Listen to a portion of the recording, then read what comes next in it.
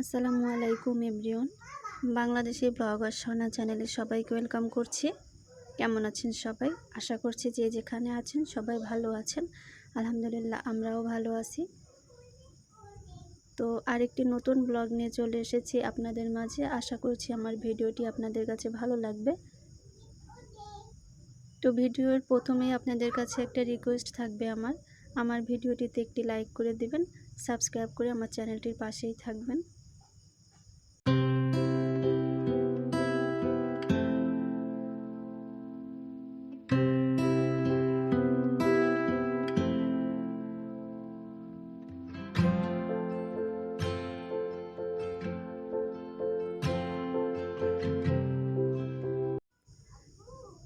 মাঝে মাঝে একদমই কাম করতে ইচ্ছা করে না, তবুও কাজগুলো তো করতে হয়। কাজ আমার পিছু ছাড়ে না।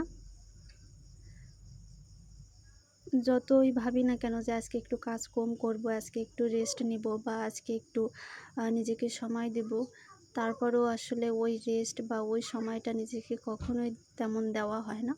এই কাজগুলো তো আমাকে করতেই হবে। আর কাজ ছাড়া আসলে আমি কাজ ফেলে রেখে যে নিজেকে একটু সময় দিব বা নিজে একটু ভালো থাকবো, একটু বসে থাকবো, ওইটা আমি পারিও না, আমার দ্বারা হয়ও না।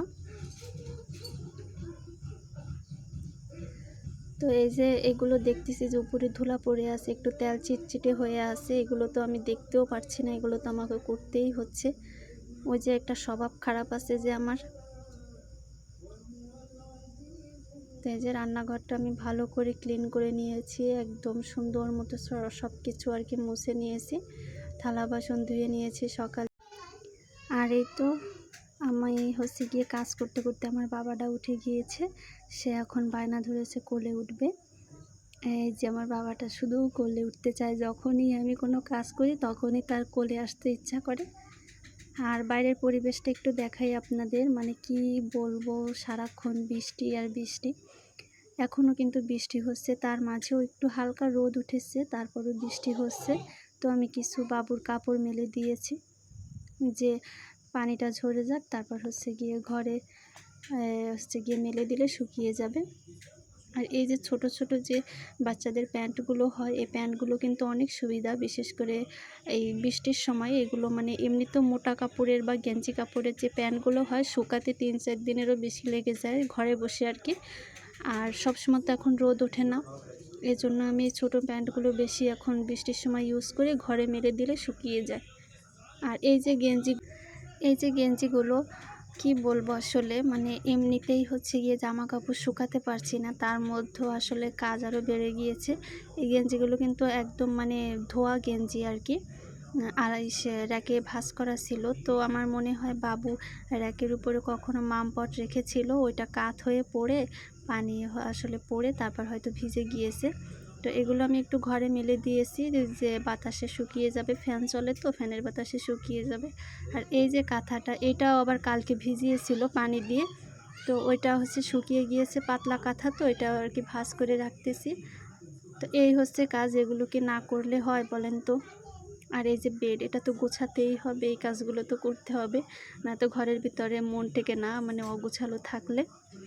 তো আমি এখন বিছানাটা ঝেড়ে পুছে নেব। আর বিছানার চাদর যদি টান টান না থাকে তাহলে কিন্তু সুন্দর লাগে না, দেখতে ভালো লাগে না। আর যাই যেমন থাকুক না কেন, তো বাবু কিন্তু বারবার উঠে যায়, বারবার অগোছালো করে, তারপরও যতটা পারি আর কি গুছিয়ে রাখি।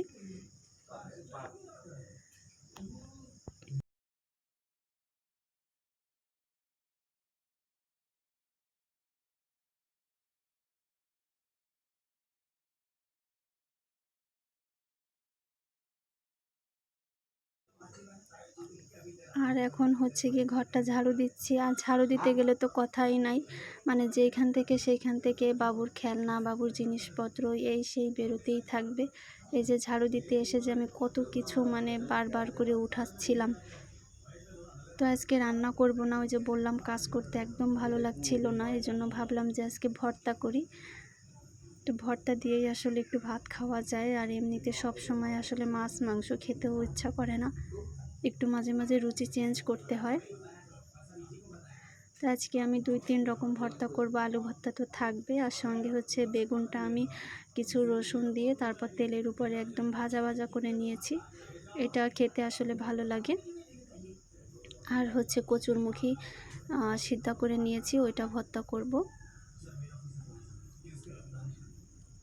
আসলে মাঝে মাঝে নিজের শরীরটাকে একটু যত্ন করতে হয়, একটু রেস্ট দিতে হয়। জোর করে আসলে কাজ করা ঠিক না।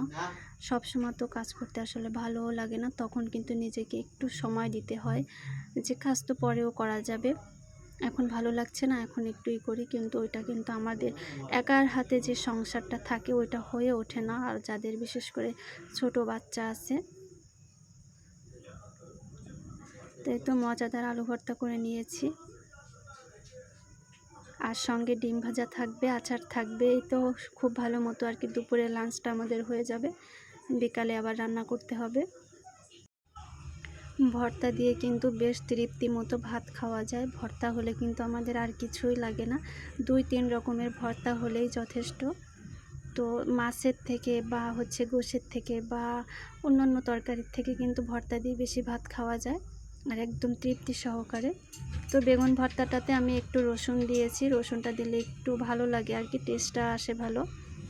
তো আমি আজকে হাতে লাগাইনি, আমি এটাতে হচ্ছে বেটে নিচ্ছি। এটাকে কি বলে আমি জানি না, কারণ কি আমি একটু পরেই দেখা যাবে বাবুকে ভাত খাওয়াবো, ঝাল লাগাতে চাচ্ছি না হাতে। আর আমার হাত কিন্তু প্রচুর মানে জ্বলতে থাকে, মানে মরিচ, শুকনা মরিচ লাগালে। এই জন্য আমি এটাতে, তবে হাতের থেকে কোনো অংশে এটা কিন্তু কম না, ভালো মতোই হয় বাটাটা। এই তো 2 রকম ভর্তা হয়ে গেল, এখন আরেকটা ভর্তা করে নিব। এদিকে কিন্তু আমার বাবু আর বাবুর বাবা নামাজ পড়তে গিয়েছে, আমি এই ভর্তাটা করেই গোসলে চলে যাব, তাহলে আমার কাজ হয়ে যায়, আর কোনো কাজ থাকে না। আমার ভিডিওটা আমি এ পর্যন্তই রাখছি। সবাই ভালো থাকবেন, সুস্থ থাকবেন। আল্লাহ হাফেজ, আসসালামু আলাইকুম।